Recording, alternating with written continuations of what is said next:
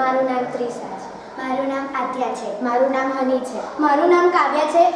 અમે પ્રોજેક્ટ બનાવ્યું છે સજીવો અને તેના નિવાસસ્થાનો. પહેલાં આપણે જંગલો વિશે જોઈશું. જંગલોમાં ગેંડા અને વાઘ જેવા અન્ય પ્રાણીઓ હોય છે. વાઘ આપણું રાષ્ટ્રીય પ્રાણી છે અને ગેંડા 2 સિંગવાળા અને 1 સિંગવાળો હોય છે. આમાં અમે 1 સિંગવાળો ગેંડો દર્શાવ્યો છે. હવે આપણે રણ પ્રદેશ જોઈશું. રણ પ્રદેશમાં ઊંટ જેવા અન્ય પ્રાણીઓ હોય છે.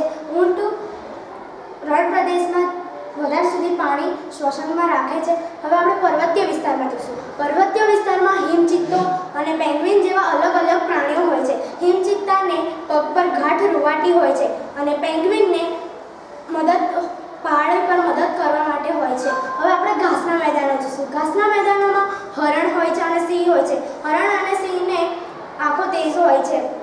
હરણને લાંબા વાળ અને મોટા સિંગ હોય છે. સિંહને લાંબા વાળ હોય છે. આ પ્રોજેક્ટનો હેતુ એ છે કે હવે દુનિયામાં જંગલો, રણ પ્રદેશ, પર્વતીય વિસ્તાર, ઘાસના મેદાન એવું ઓછું થઈ ગયું છે. અમારો આભાર.